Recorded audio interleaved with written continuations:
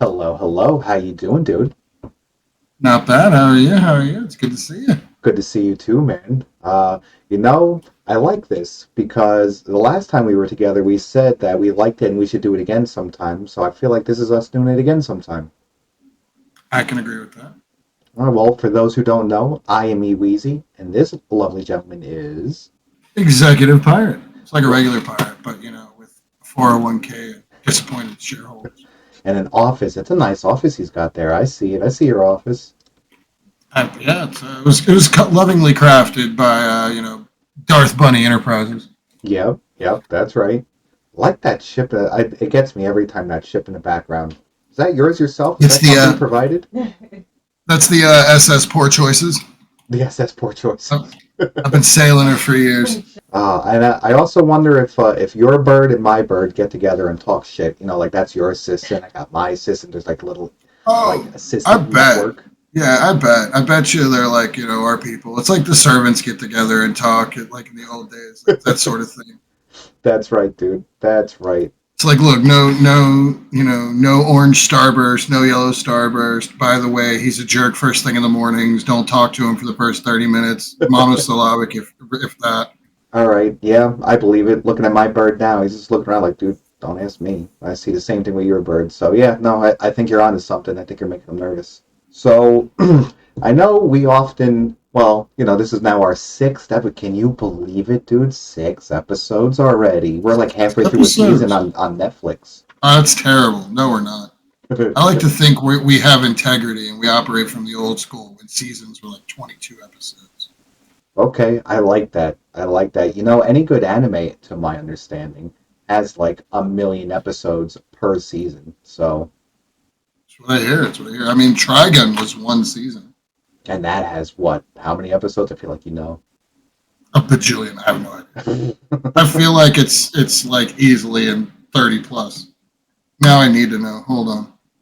So you look that up for your own sanity, and while you do that, I just want to make the little announcement here that the past few episodes we kind of get into really big intellectual conversation. So I figured for this next one, we take a turn.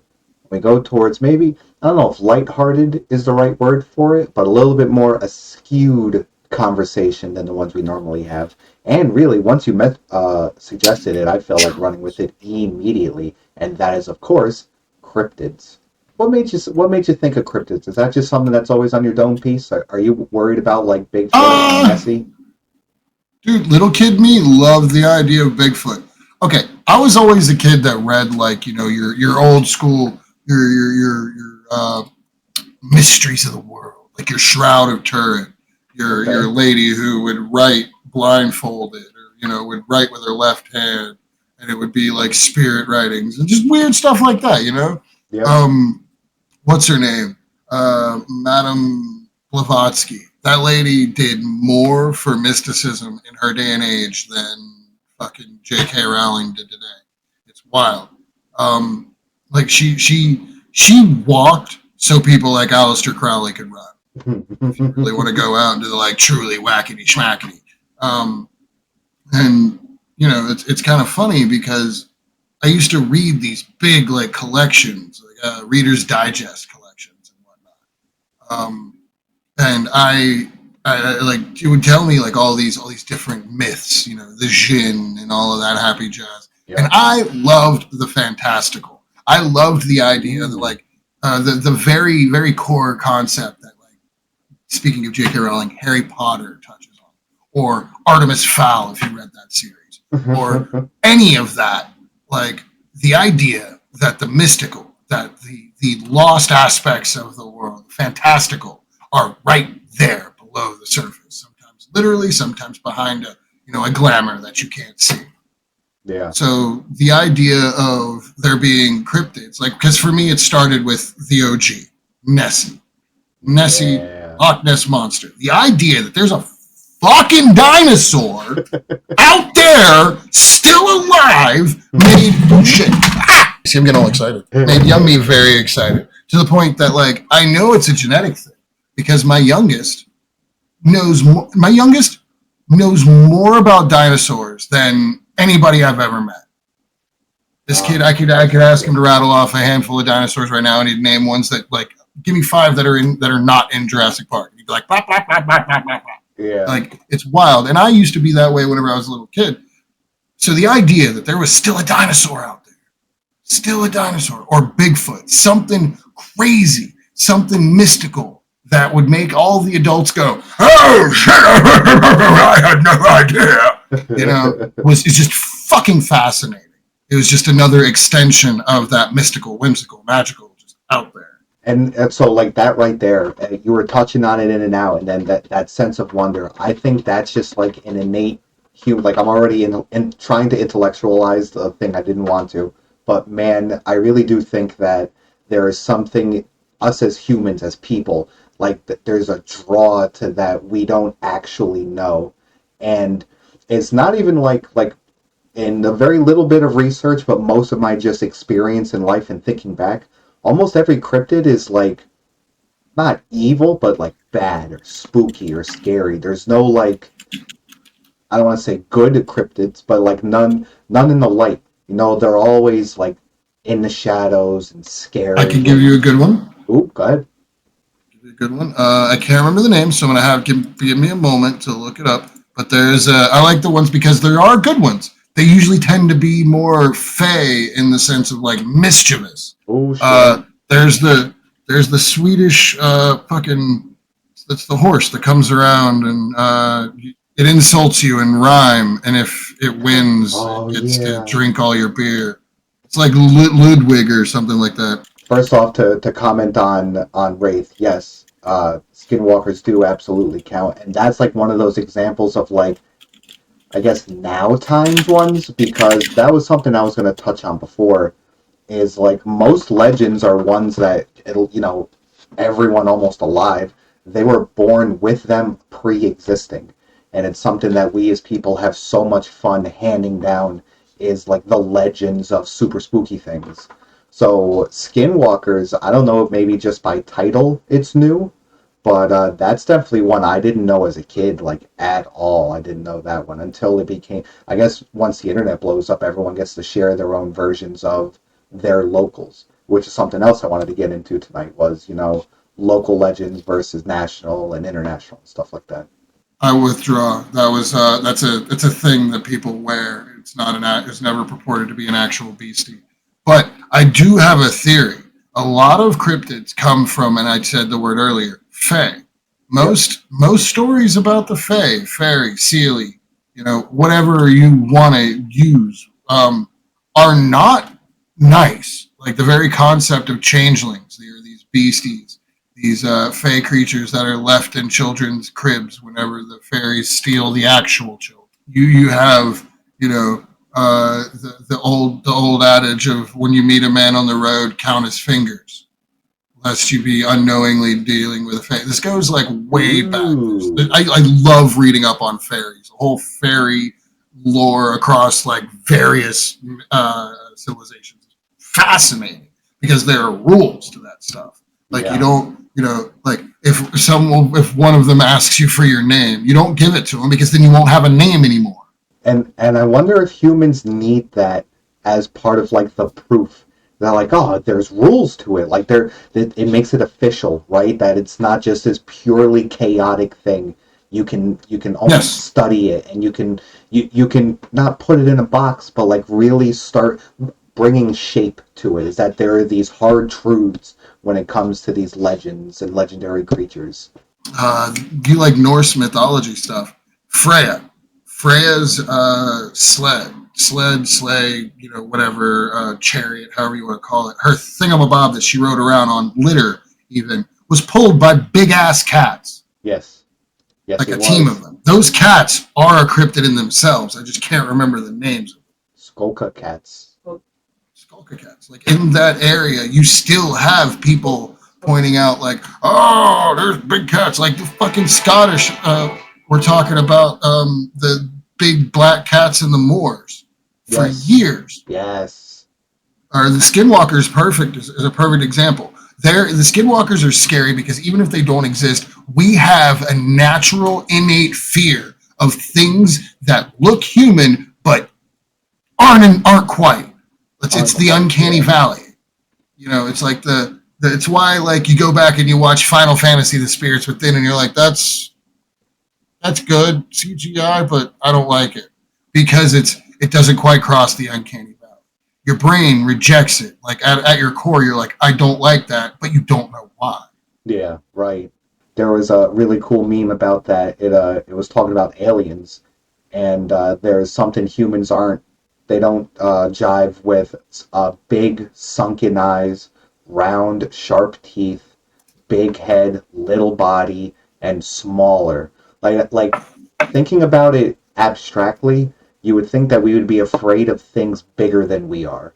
But and like I know a lot, there's a lot of skinwalkers that they're shown to be at least at size. But like the ones that really freak me out, and to touch on your point about like just not quite human, are the ones that like walk on all fours, but it still looks like they have actual arms and it's not just front legs, or like their Too many back legs joints. bend backwards like a bird. So watching them walk like that, like freaking Reagan across the room and shit, like crab walking, like it just freaks me out, dude. Side tangent. There's an old series of movies about aliens. I think it was called Arrival, maybe. There's a bunch of them, but like the aliens, they in them they would look like people, and then you'd find out they were aliens because their knees would just suddenly bend backwards, and they would be able to run really fast. Ooh.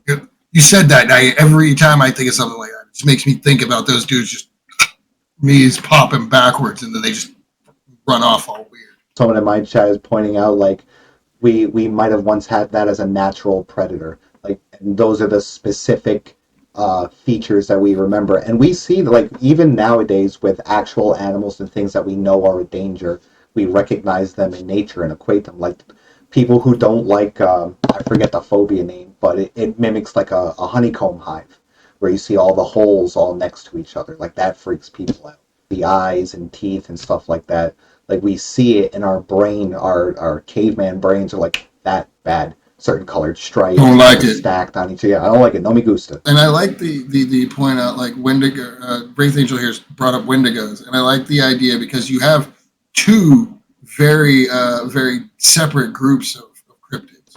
You have beasties, and you have man-made beasties. Like Wendigo is a perfect example of a man-made beastie.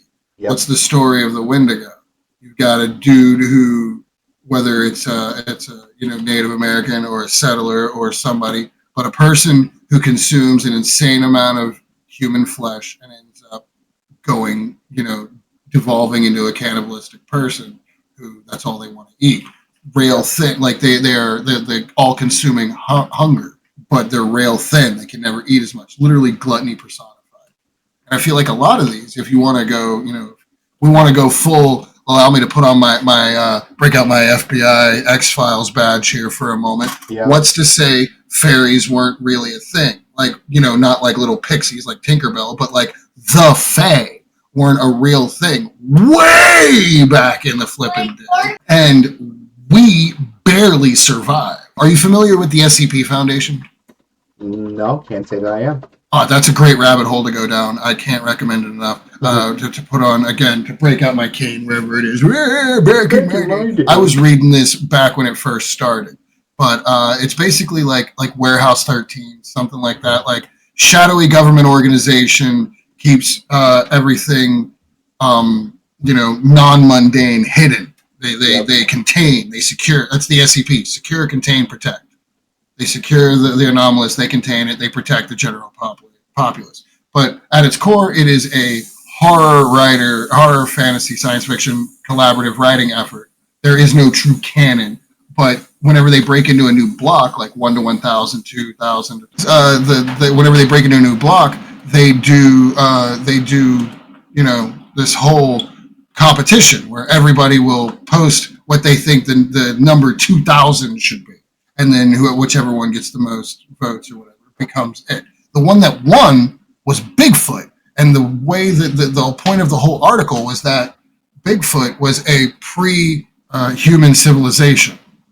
Like the species was like highly advanced, biomechanical vehicles, stuff like that. Super advanced species. Like and we were kept in, but like that level of technology. Right.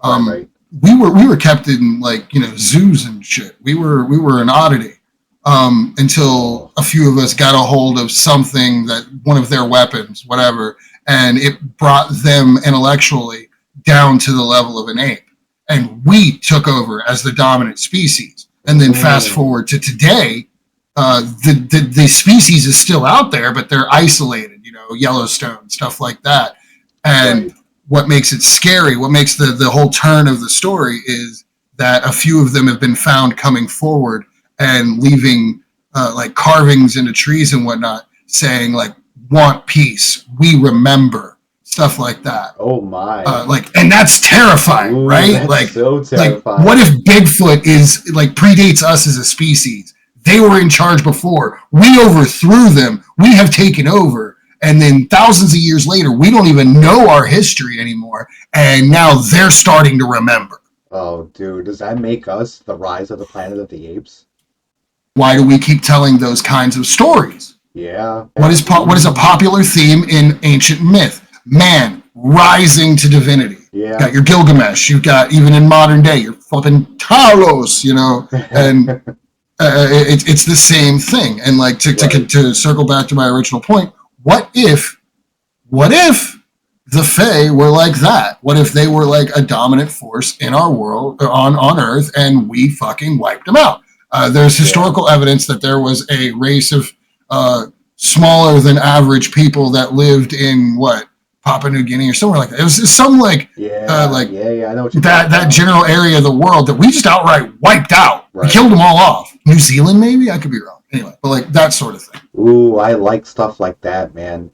And I would believe it. Like if you were, you know, doctorate historian walking out to be like, hey, we figured it all out and here's what it is. I'd be like, you know what? I can see how we got to where we are today. And I even like the idea that like you can take even the very, very rare Bigfoot, and I call it rare maybe at the local level, but then you have so many versions of all over the world. You know, that people say that you have the Yeti, which is just the snow version of Bigfoot. You have, oh, what was it? Wraith just said it before in your chat. Wendigo. You have Wendigos. yeah. Someone even said, I remember this from a while back. Speaking of chupacabra, is that's like the equatorial equator level of Bigfoot, because some of them they have them as like, you know, 6 foot, 7 foot freaking monsters. Like granted, maybe scaly looking, but even still, like you have like this big lumbering thing, and but you only ever just see like the one of.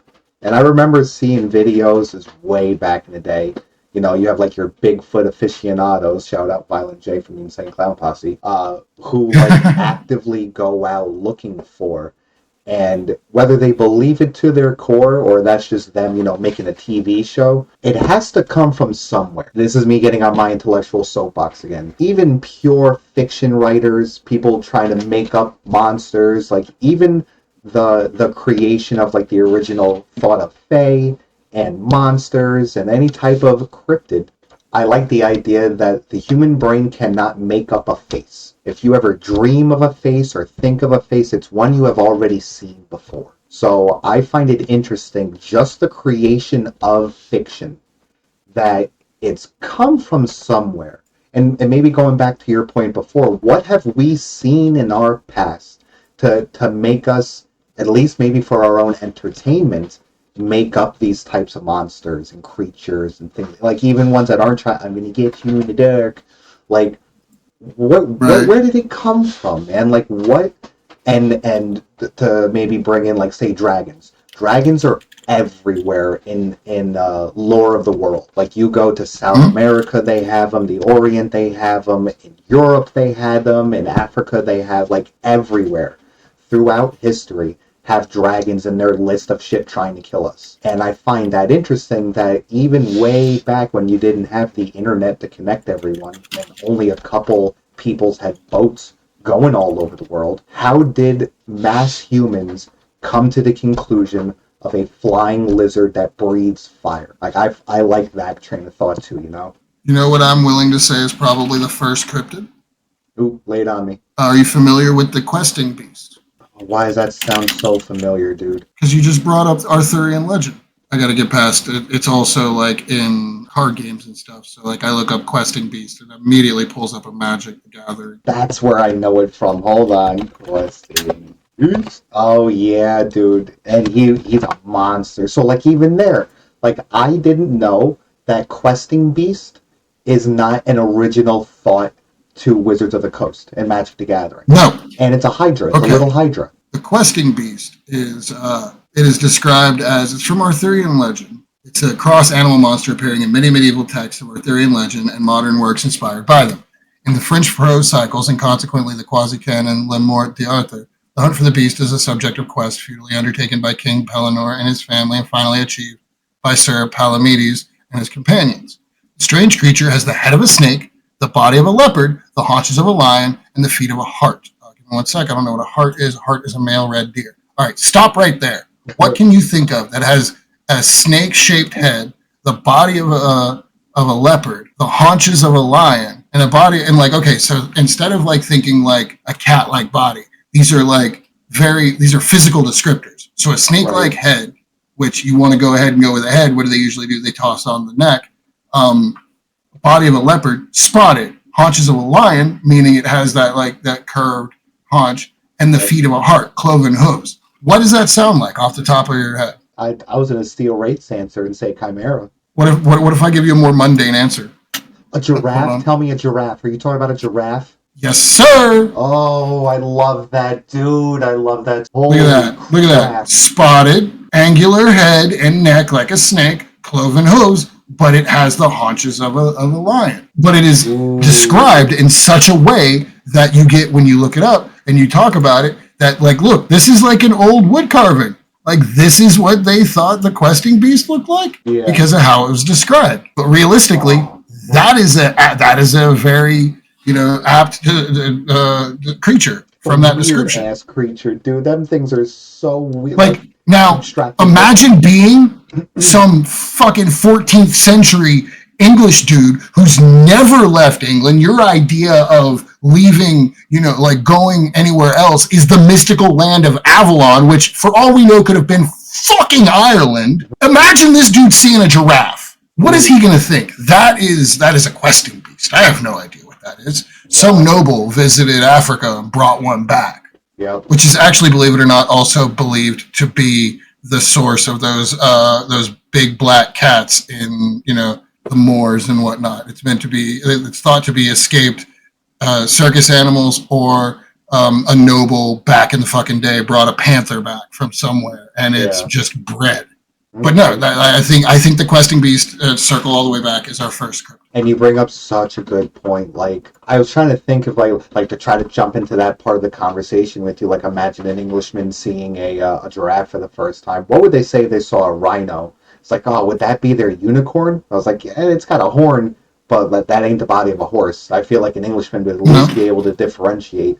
But at the same time, like, what to even kickstart the human imagination, here's this big tank of an animal with a big stab you horn on it. So yeah, absolutely, it would be strange to come to a new land and find wildly different freaking animals there than your own.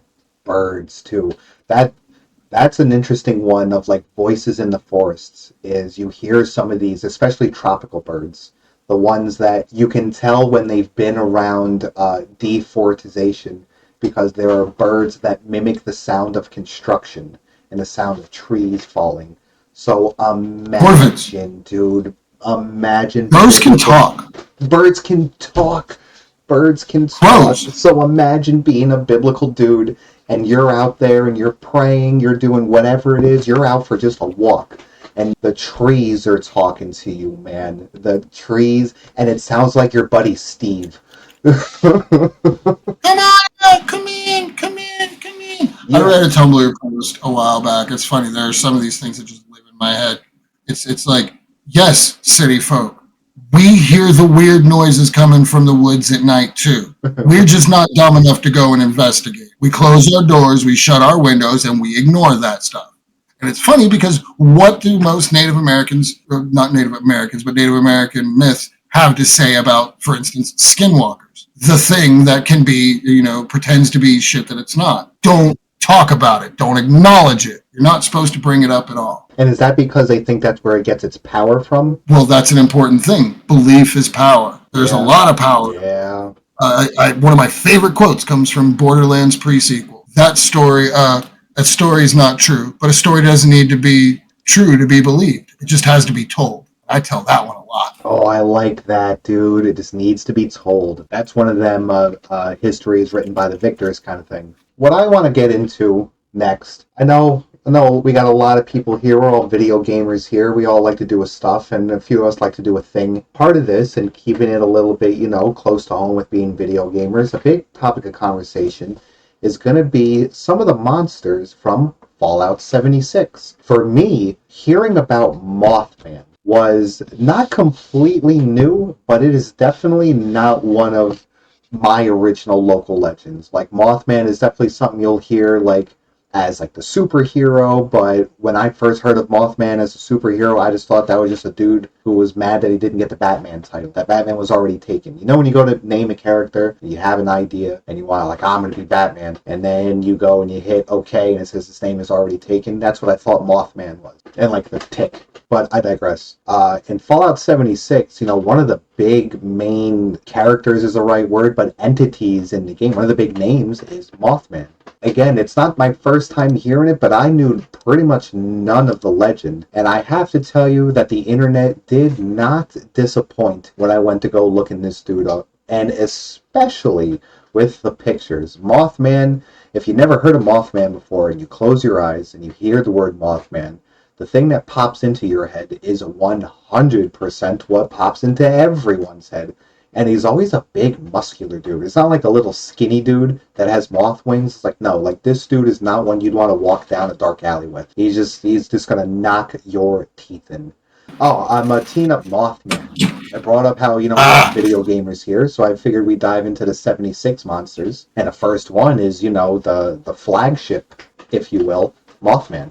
Before we get into Mothman, I have a question for you. Because 76 does have a plethora, a myriad, a cornucopia of cryptids. There's more than a few in that game. Which one's your favorite? Or, no, I'm sorry, that's not what I meant. How many had you heard of as actual cryptids before you played 76? How many of them did you think were just original Fallout creations versus actual stories that existed? So I was just starting to get into something like that, is that before this, Mothman was just a superhero I heard of. That I was upset. I figured that he was just mad that the name Batman was already taken. You go to make a character and you go and you have the idea for a name, you put it in, and it's this name's already taken. I'm all right, Mothman. He didn't get the name he wanted, so he got the name he could. And then Googling to see, to learn a little bit about Mothman. All of the pictures are just hilarious. He's always got a six-pack and big biceps. He looks like he's going to punch you right in your dome piece. And he's got big cliche moth wings and the big eyes. See? Right there? See, you get it. You get it. But, that's the closest thing I knew to, an actual IRL lore piece. All the rest of them, to really answer your question, I thought were all original things, man. Okay. Sorry, but to go on with Mothman, I just was curious because I was very much the same. Out of all the ones that were in there, I thought I knew of the Mothman, and that was only because Mothman Prophecy. I remember that. I remember my dad renting that movie, and then I once dated a girl who lived in Indiana who went on to me, and I didn't pay attention at the time. And I had one of those limitless moments where I heard the word Mothman, and my brain was like, "Whoa! Here's something you weren't paying attention to, but now you can have all the information from this conversation several years ago." She was going on about it this was a real thing. There were Mothman sightings before the bridge collapsed in Point Pleasant, the Silver Bridge. Do you know about this? That I did not know. Tell me more. Point Pleasant, the town that is the town in West Virginia that is known for the Mothman, had several sightings above the Mothman before key disasters. There was an explosion in one of the TNT domes, and there was the Silver Bridge collapsed, where cars were just underwater, bridge on top of them, Christmas presents, I remember being told on top of the cars and stuff. As a matter of fact, if you go into Fallout 76 and you jump off under that broken bridge, there's a whole bunch of cars littering the bottom. The statue of Mothman in Point Pleasant that exists in the real world. Yeah, when you told me that, I was like, get out of town. It's true. People reported sightings of a large man-shaped figure, humanoid figure with wings. There's actually an image. Mothman. Mothman. That's Image. it's not too far There's the from where one. we are, West Virginia. Super side note, there's a Point Pleasant in New Jersey, and I have a funny feeling that I think that one's better, but I might be a little biased. And it rather tickles me to see that so many people know what Mothman Prophecies is. So here's a picture stolen from Reddit of what is believed to be Mothman.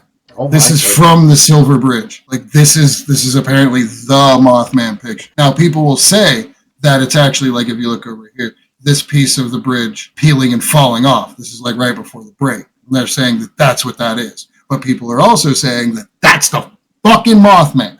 What's crazier is there's an account that I was reading of the Mothman being sighted in Russia during two different disasters. One was another detonation at an explosives plant, and the other one was fucking Chernobyl. There's an account I was reading of a literal helicopter pilot spotting the Mothman. Well, not maybe the, but a Mothman, a winged humanoid figure. So there's a whole thread that I've gone down and reading, in my 3 a.m. I should be asleep because I have to be at work in 4 hours reading, where people believe that this isn't just some sort of cryptid, that is a literal harbinger, a warning of bad, it's just a bad omen, a warning of dangers to come. That's again, it makes me think back to before where there really isn't too many, like, other than like Fae, like, at most mischievous, but like most of these legends and cryptids, dude, they all come with a negative connotation. The bad omen and this bridge collapsing, things like that. The next one I want to get into, and speaking of 76, is the Jersey Devil. The Jersey Devil, first of all, that's from our stomping grounds. Secondly, me and my friends went out looking for that dude years and years ago in the legendary Pine Barrens of South Jersey. That's another example, man, where there is really no positive to that legend and that story. It invokes the devil, and of all places, of course, the armpit of the country, New Jersey. That even the history of the Pine Barrens, like most of the rest of the states at that time, especially your New England states, they were very like, oh, that's where the natives are, that's where the poor are. That's where, criminals are, because the only thing the Pine Barrens was good for was going through it. Going through the Pine Barrens, like if you've never done it before, if you're not from the area, it's a little wild, man. If you watch The Sopranos, you'll see the Pine Barrens in there. That's where they took a guy to do a thing. You know what I'm saying? But like that's another one that you'll hear about it maybe across the country, but it's very specific to this one place. There is no other devil, at least to my knowledge, to any other random parts where maybe you'll have Bigfoot all over the country and up into Canada and down into Mexico, but you're not going to have, like, there's no other Mothman. It's like there's no other Jersey Devil. It's a very specific thing. And again, I find it fascinating that it's always a negative connotation. Do you think that's because we like getting scared as a people? I think that, yes. I think it's not necessarily that so much as, think about it. What did you have? You had parents back in the day who had the same struggles that we as parents have today. You got teenagers who don't want to be home. You got curious ass youngsters who want to go out and explore. And you got intrepid little jerks that you're not going to be able to keep your eye on every moment of the day. Yeah. So what do you do to keep them from sneaking out? Oh, Bloody Mary's going to get you.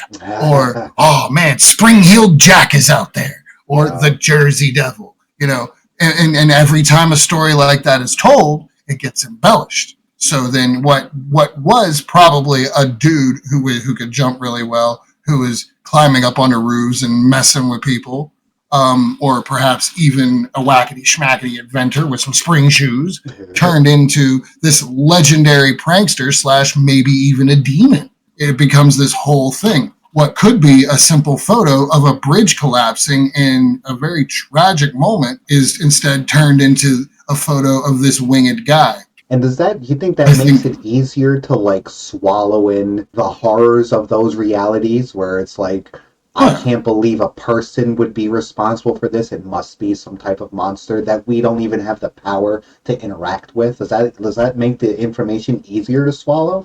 Oh, I think so. I think Yeah, so, and I think that that's a very common trope in horror writing as well. Is especially in a world like in worlds where monsters like that are out and about, like your True Bloods, your Anita Blake Vampire Hunters, your anything like that, where monsters, werewolves, vampires, all that are actual existent and accepted and are part of society. Humans are often still the most monstrous, the most yeah, cruel, the most, you know, yeah. you get the point that I'm trying to make. They're the most vicious. And I like that trope because it keeps us humble. I swear, it keeps us from, Mm. I don't want to be that. You know what that just made me think of, man? One of the, for me at least, one of the scariest versions of like cryptids or anything, and I think this is why even silly alien movies do well. Intelligent like us creatures. Things that have the ability to understand right and wrong at whatever moral level you are while interacting with this information, I guess. Like you can think of like actual like pointy teeth monsters, and a lot of the time it's like they want to eat you, or at the very least they want to end you, and it's just like, oh, that's just their nature. That's just what they do. And we do the same thing to like sharks and lions. Like that is what they are about as a living being. But then you Yes. think of scarier things, to me at least, is going to be something that knows what it's doing, and it's doing it for the haha, you know? What's the scariest shark movie off the top of your head?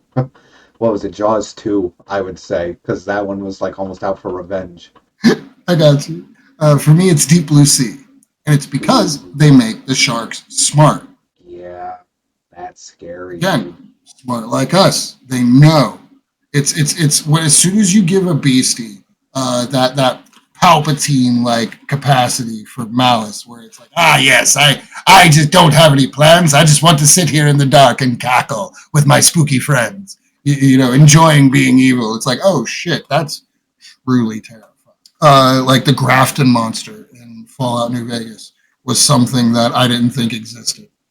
I didn't think existed. Like I didn't know it was an actual story. But hey, some group of people happened to come across this great big monstrosity without a head, big hands, pale and like a mottled corpse, Yeah. like walking around, throwing things, lifting heavy things. You got your Flatwoods monster, which is also from 70s. I mean, I could just sit here and rattle them up, and I'm sure you would like Yeah, to. yeah, yeah. The White Lady is another one that you see that is not necessarily tied to one place. There's a lot of places that have a White Lady, a Yeah. lady in white who is either, mourning a lost one or was mourning the lost one and took their own life, and now they take someone with them. The things that go bump in the night are an easy way to explain people disappearing in a time where you really couldn't check beyond your county, maybe one county over. If somebody went 3 towns over, they were gone from your world. And I feel like that's another one of those things, like I mentioned this in the beginning, you don't really hear too many new legends or cryptids. They're all older ones from a time where you didn't have the ability to go 2 counties over, the next state over, where, a lot of them are before phones and cameras of any technological level. All you have is word of mouth. You have the telephone game of information going across any region. So by the time it gets to, an actual sane person, they're hearing this thing like this wild recollection of something that just could not be. And I find that Mhm. interesting. I really, really do. There are a few modern day examples of cryptids. There are like what's the most like okay, if I say the modern day cryptid, do you have one that pops into your head? If you don't, I'm Um, going to say the name of it and you're going to be like, "Oh, I don't. Go ahead. Slender Man. Ah, damn it. I can see the You future." sure can. That was well done. Son of a bitch. I walked right into that Slender shit. Man. Yeah. And you know how Slender Man was created? A something awful for him. Slender Man came into existence from 3 pictures because the whole forum idea was to take photos and doctor them to put something insidious in the background. Have you ever seen the original Slender Man photos? I don't think I have. Learn me something. Show me something. Oh, is this one of them? Oh boy. With like a line All of right, here you kids or go. whatever, and there's like one in the Yep. background. Because if you notice, Slender Man's right there. Because all they did was just Photoshop him in. Here, Yeah, I'll send you the link so you have the same photos here. We're getting fancy schmancy with our technological advancements here, we folks. sure are. When we do this for you, never forget, we do this all for you. So you have the first one, which is the group of kids walking, and he's right here in the background. He's so scary, dude. This is the first one that I saw. Because, you know, you got your City of Sterling Libraries, local studies collection. You got your really official looking seal. You got the grainy photo. This photo has everything. It's fucking perfect. Grainy, 1980s, 1970s maybe Polaroid. The older style of dress. You know, it could be more modern. These could be like washed out colors. You never know. Or it Right. could be older. But then you start looking because you're like, wait, I haven't seen a slide like that in ages. You know, that motherfucker's hot in the middle of the day. Then you Uh-huh. start really looking, trying to piece together details. And what's that in the background? What's that with multiple arms, all like, you know, So spooky, fucking Slender Man. dude. Yep. It's always with kids. Kids love Slender Man, dude. Like that one is that's always something that like Bunny and I have talked about. That like the adding kids to your spooky story always makes it worse. Like demons taking Because it over a kid. snatched kids. Like that was the whole thing. And again, it was made just into something awful for them. Another good one is Siren Head, but you don't have people actually out here believing in Siren Head. You had two girls who used Slender Man as an excuse to stab people. One of the greatest examples of an ARG, we were talking about ARGs not too long ago, of an ARG and online analog horror, Marble Hornets, which did so much to expand Slender Man as a whole. If you've never seen Marble Hornets, go watch it. It's wild. This is like a whole journey. Devote the time. It's worth it. But my point is, we have modern day cryptids. The Fresno Nightwalkers, Nightcrawlers, I think. They're like big, long. Like think about the wacky waving inflatable arm flailing tube men. But imagine them as just a literal tube, and then there's like the middle bit of the tube is like where the body is, and the tube ends are legs. There's a video. Mhm. Fresno Nightcrawler. You know, against the way I would think about it, it's interesting that even with today's technology, being able to have a camera in your pocket at all times, you can still get these rather unexplainable photos, or at least once you get past the whole, oh, it's clearly, doctored and photoshopped and all of that, like, if you give it the benefit of the doubt of at least being tampered with, it is interesting the types of pictures you can snap. It makes me think of those like trail cam videos, those like flying sticks that go by a camera and they slow them down frame by frame, and it looks like a stick with like just it's always like a perfect straight line with like little stick arms coming out the sides. Like it's got like six altogether, three on each side, and it flies around. I would say like a roller coaster cart. And I've seen it quite a few times from quite a few regions, at least of our country. And it's interesting that again, with the growth of technology, you still get to see that. Also, to that point, they're not as fantastical as Loch Ness Monster, Wendigo. I have a map to pull up, showing just the ones for Canada, and a lot of them are very similar to each other. Oh, that thing. Ooh, ooh, ooh, ooh, ooh. I mean, it could very That easily man. be like a few people, be like somebody in a morph suit. You know, that could very Right. easily be parachute pants. It's just grainy, just blurry enough. But your more modern day stuff are things like this. Things that you can't really, like, people have captured on video, and you're like, fuck is that?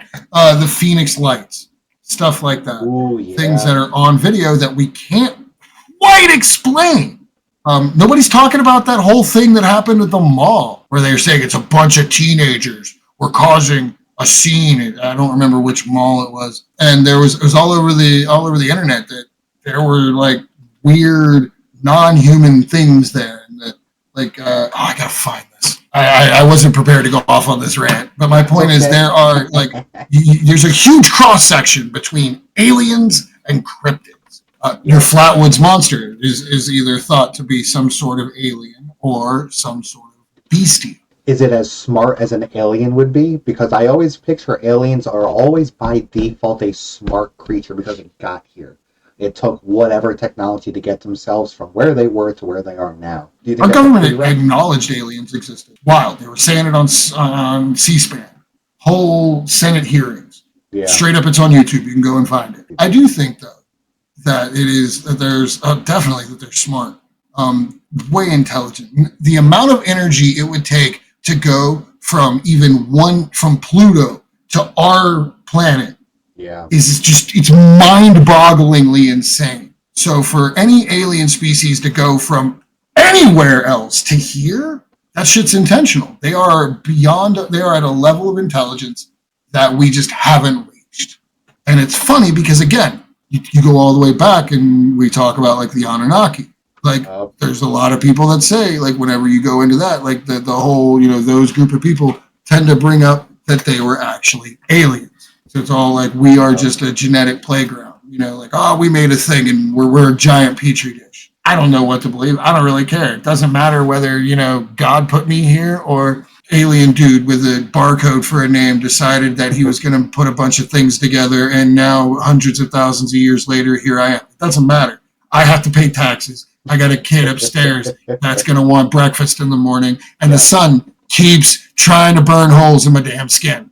I don't care. Whether I'm paying taxes to the reptilians, I'm paying taxes to my government, I'm paying taxes to Elon Musk's, cat girl genetic engineering fund. It doesn't matter. I still got to pay taxes. At the end of the day, it's all just the fantastical distraction. I like that you talked about Loch Ness Monster because there ain't no more new Loch Ness Monster footage.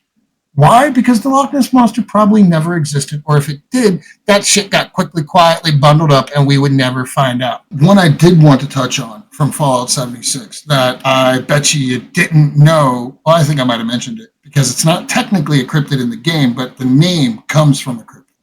The FEV mutants, the Snallygasters. With that name, tell me now with that exact name. Yes. It comes from the term Schnellgeist, or Schnellgeist, fast ghost. Big bird-like creature. Like, okay, Pennsylvania area, Pennsylvania, West Virginia, that whole just stretch of mountainous areas, people like very heavy with Dutch, Germanic, very big melting pot of cultures. Yeah. So you have a blending of fears. You ever driving around in this area, you ever see a building, a barn, a house, or whatever, and it's got a big 5-point star on it? Yes. Yes. This is why. I wondered this whenever I first moved up here. I wondered this when I was a kid and I visited up here. What the fuck's with the stars everywhere? You guys like stars? I mean, there's some moons up there and every house will be a wizard. My thing that I always wondered about it is Schnellgeist. It was a huge bird-like creature that would fly into buildings or through houses. It was like, think of like, there's the myths of the Thunderbird giant, and we did have megafauna on this continent as early as the settlers. You had the buffalo, the elk. Elk and moose are the last surviving examples of megafauna. Yeah, they're big, man. Like, people do not know really how big those animals are. Exactly. So the Schnellgeist was one of these big birds, basically, like to pull it back. But the 5-point star was thought to ward them off. So that's why people put them on their homes, and people still do it today. It's wild, and that's exactly my point, Darth Bunny. We are but a speck in the grand history of our world. We are a period in the footnote. We're not even a whole word, much less a letter. Yeah. It's wild. So, like, the idea that there could have been entire civilizations before us is wild. But yeah, the Snallygaster, that comes from the Schnellgeist. That is really interesting, dude. That's ones like I didn't even know. I figured they made that name up. Half the stuff that you're saying is like I've never, and not even a variation of, to a point I've made before, is that like some of these ones are very hyper-specific, very localized, that even a version of that story, like, never, not once have I heard of that. You know what I'm saying? I know, I completely agree. Like, for example, Walpertinger. You ever heard of one of them? You played WoW. You know, the little Brewfest pet that you get that's a rabbit with wings and a buck teeth and the jackalope or the antelope The horns. kind of antelope kind of thing. All right, yeah. Yeah, you can I only know it's see it when you're drunk. That is, I thought that was just something that somebody at Blizzard was like, all right, man, I got an idea for a silly pet. But no, this is a real fucking thing, and it's an evolution of the whole jackalope. The jackalope, you really want to go there, never truly existed. It was some dude who was big into taxidermy made one. You know, just stuck horns. Yeah, stuck horns onto a fucking thing. Because again, didn't have the internet. You didn't have the TV. The best case scenario, you knew how to read, and you bought a new book once every 6 months whenever somebody made a trip to the fucking nearest town to the store. So you had nothing better to do than to go, you know what, in the middle of winter, go, I'm going to fucking glue me some horns onto this here rabbit, and I'm going to fucking scare the shit out of Dave. He ain't going to know. It's going to be great. I'm going to laugh. And Dave's face, whenever he sees that thing going, well, I'll be damned. I didn't know nothing like that ever existed. The 70 million chuckles you get from that gets you through the damn winter. That's where you get some things like this. I mean, again, the most famous photo of Nessie has been proven to be a hoax many fucking times. Yeah. So you have these things that, like, the more we get into it, the more it's like, this was just somebody bored that started a thing. And that's the sad truth of a lot of cryptids. For every cryptid that is proven to exist, like your fucking giant squids, which were an idea up until, 15 years ago when we finally caught footage of one? For every giant squid, there's 15 Montauk monsters. Where it's like, look, dude, that's a really cool looking photo. I'm glad that SCP-682 keeps getting it used for it. But realistically, that is a mostly decayed whale carcass washed up onto a beach. Yeah. That's not some genetic experiment. You didn't find the missing link. You found a mostly decayed monkey. You know, you didn't find the chupacabra. That's a fucking coyote with mange. Like, again, you want to see something terrifying? You want to see how easily something that is familiar, something that you're like, I should be able to recognize that at a fucking moment's notice, so I can go, nope, and run in the opposite direction. And you want to see how quickly you can go, I would not recognize that at all. Look up a shaved bear. Oh, you ever seen a bear without fur? Oh, dude. That shit's terrifying. Yeah. Like, and the Megalodon. Megalodon is a great example. That is something that could feasibly still exist because it would have to live deep enough that it doesn't surface. It doesn't need to come that high. Not only that, but it probably can't because of its own density. Which was the thing with the giant squid, right? Like, not only do we do very deep sea things, but we record all of it. So it's, you're no longer just getting fishing stories. You're getting video of the live thing. It's 2 or 5% of the ocean floor has actually been explored. Then you got the whole rest of it.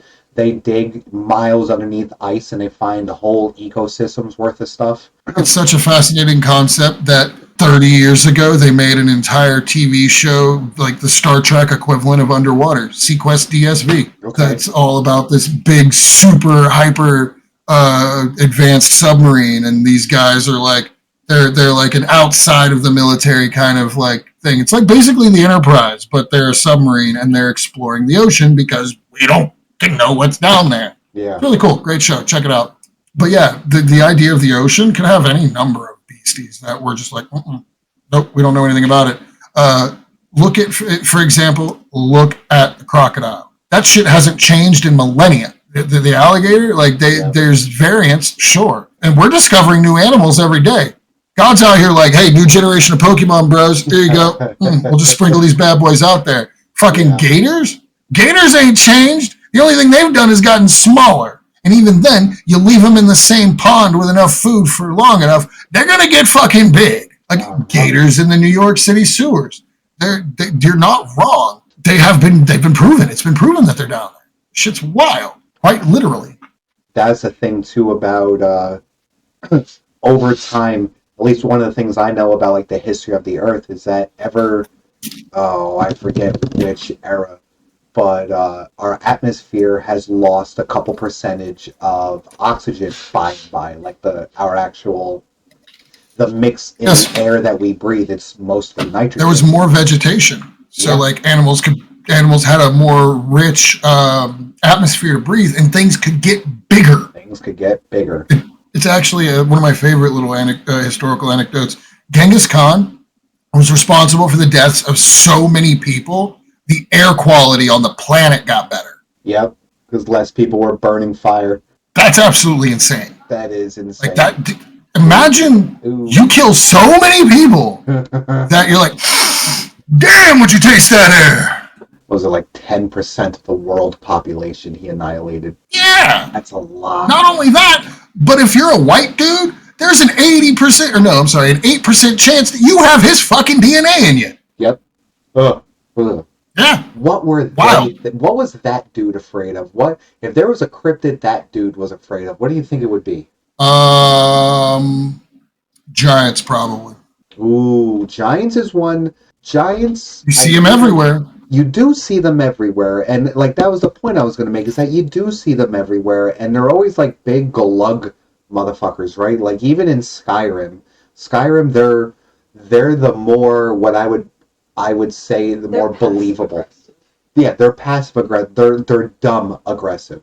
Do you think that their greater size makes them move slower? Because like I can understand because of relativity, like Jack and the Beanstalk giants, which are massive, massive, like you fit in their hand, they're giants.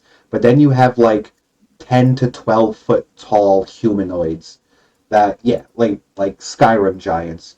Where if there was gonna be a giant, that's the one I would believe in infinitely more than Jack and the Beanstalk giants. Fun fact, did you know that the giants in Skyrim are actually modeled after the creator's dad? Really? Like, there's the face. Oh, dude, I wonder if he's mad about that. He doesn't look like he's been mad about much in his life. True. I think giants come like, okay, I love the connection that I often see when it comes to giants between giants and another, I don't know if cryptid's the right word, but fantastical beast, let's say, Nephilim. Oh, yeah. First I ever heard of Nephilim was Diablo. Never heard of them before that. I've heard of them before, but Diablo 3 gave me the clearest understanding of a Nephilim. Yes. And it's funny because Nephilim are outright mentioned in more than one holy text. Yes. Yes, correct. So, like giants, I mean, it's even said in like the Bible that Nephilim were angels who, Nephilim were the product of angels who coveted the daughters of man and took them for their wives. So Nephilim are the product of human and angel, if you take that interpretation.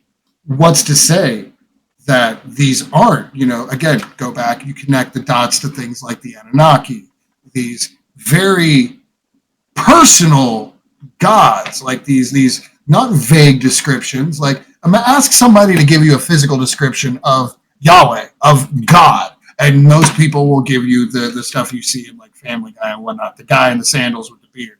You don't see busts of them. Whereas, look at the Greeks, look at the Mesopotamians, look at your Incas, your Mayans, your Aztecs. All of these had very clear images of these deities Yes. that were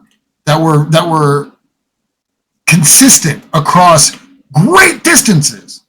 That's the thing I was saying before, man. When you're so far apart from each other so long ago, to have these very on point comparisons to your local legends, I find that fascinating indeed. What did they all actually see? What actually existed during that time?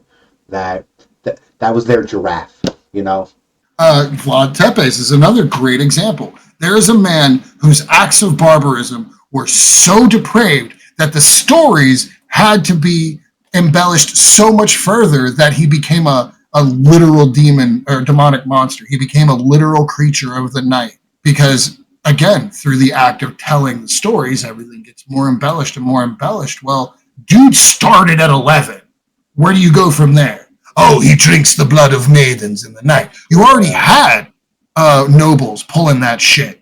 You had your Elizabeth Bathory's. You had stuff like that. So this wasn't new. The idea of a vampire wasn't new. Yeah. So it's really easy to apply these things, especially when you consider the stranglehold that Catholicism and Christianity had on the area at the time. I feel like that already sets the stage for people to believe fantastical things. And it even Mm-hmm. it on a certain level I can see that making them feel better about themselves. To hear such horrific things that a human can do. It's like there's Mm-hmm. no way I could ever do that. And it's like, well, they must be a monster. There must be something with them that makes them different than me. There's no way When that would ever be me. You know what I'm saying? if you hear that your neighbor, Jack McDuderson, that you've lived next to for 15 years, you find out he's the Kentucky titty stabber. He's been doing it for 30 years. Yeah. What's the first question you ask once that news breaks? Why? Why? The Yeah. first thing you want to do is rationalize it Yeah. because, like you said, it makes it easier to break down and understand.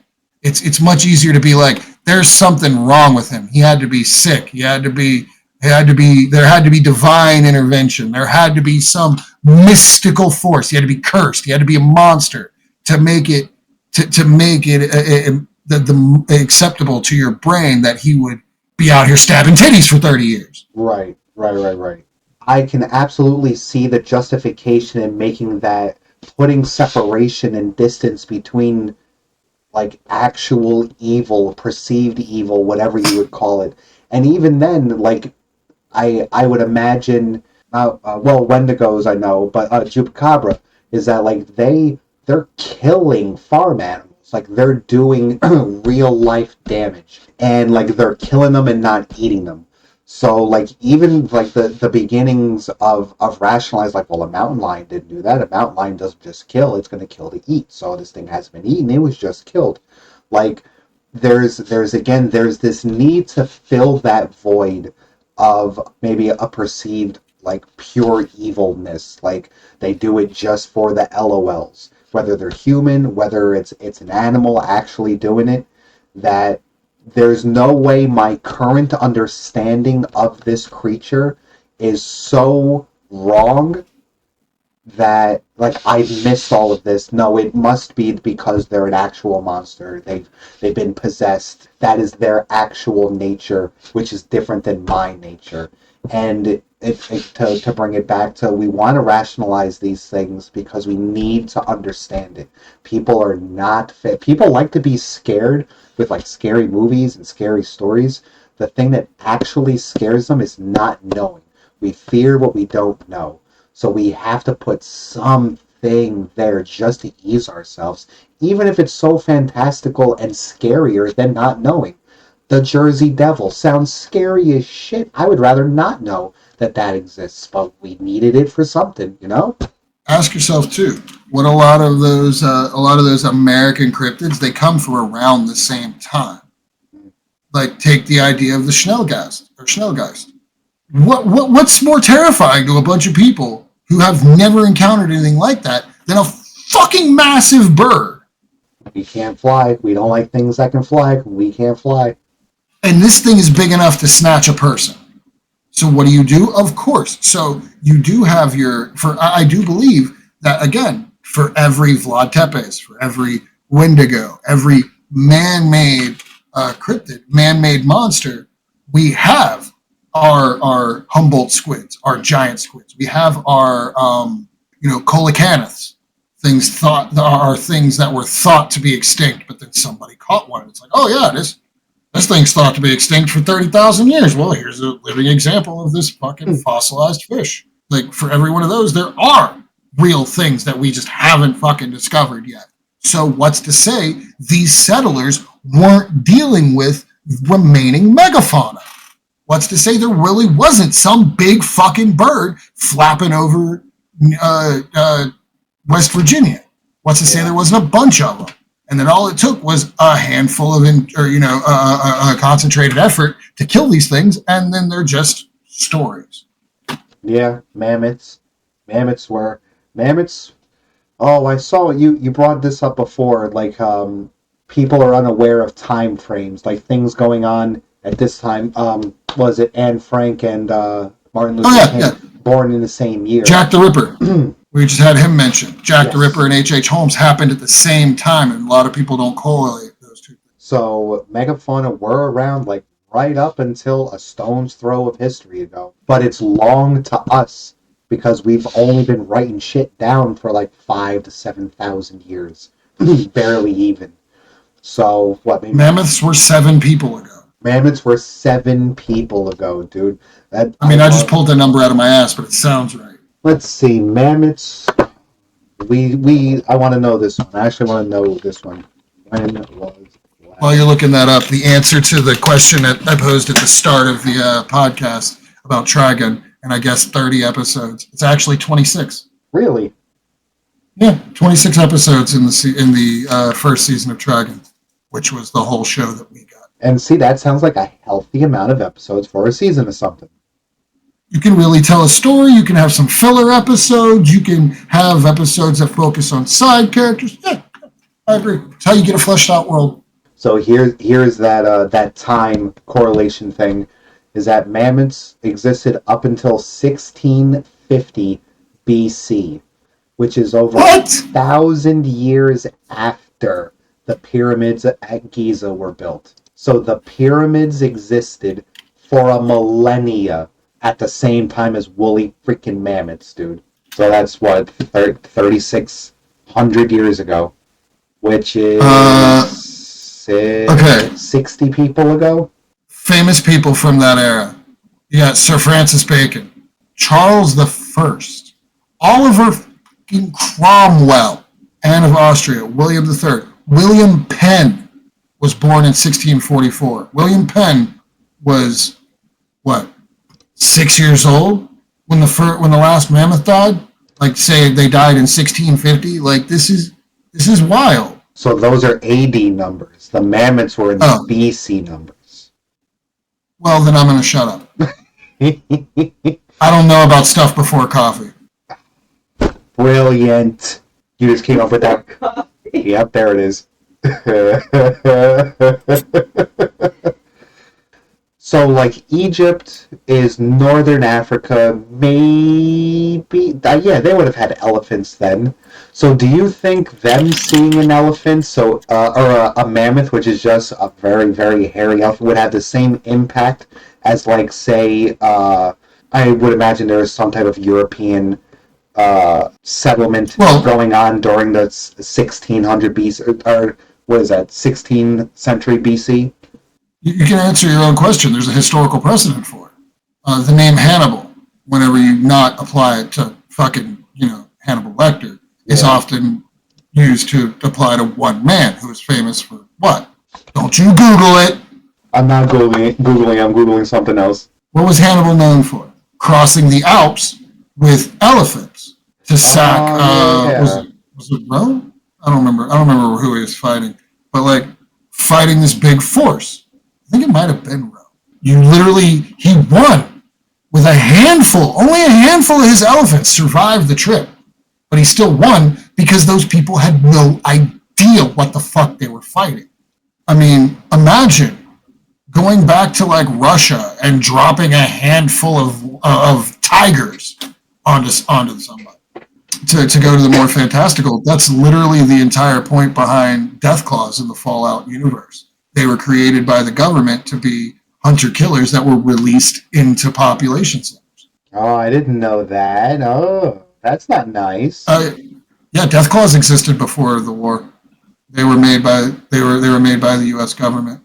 That's not. It's always the U.S. government making some wild ass shit. Fucking Umbrella. It's a real company. I know. There's a biomedical company named Umbrella. Of course it is, dude. It's so good. That's brilliant marketing. It does. Oh, fuck. That's good. Well, I think we could go on for this topic forever. Yeah. I think that's a good stopping point right there, man. I covered what I wanted to. I got to bring up, the good old Jersey Devil, He roots for the Yankees and the Giants. Don't ever tell him nothing freaking different. There's a video game series about him, right? Is there? Oh, is there? Really? Yeah. Oh, hold on. Oh, here we go. What? Can I really say I'm from Jersey if I don't play the freaking Jersey Devil video game? Oh, you should definitely find a copy of this. This is a PlayStation era video game. The Jersey Devil. Look at that. Oh my! The Sinister look at Dr. him. Knarf. You can get it right now for $29.99. I'll send you my PlayStation just so you can use it. The sinister Dr. Knarf has plans for world domination. He's created an army of nasty mutant vegetables to carry out his doomsday plot. That is, until he encounters the fiendish charms of Jersey Devil. Oh. If only he knew what he was getting into. Only 3 stars. I don't have any. They don't know what they're talking about. Yeah, it's got a 3.0 rating. There's only 2 reviews, so. Oh, well, screw the one. One's a 1 star and one's a 5 star. But the point is, there was a whole ass video game.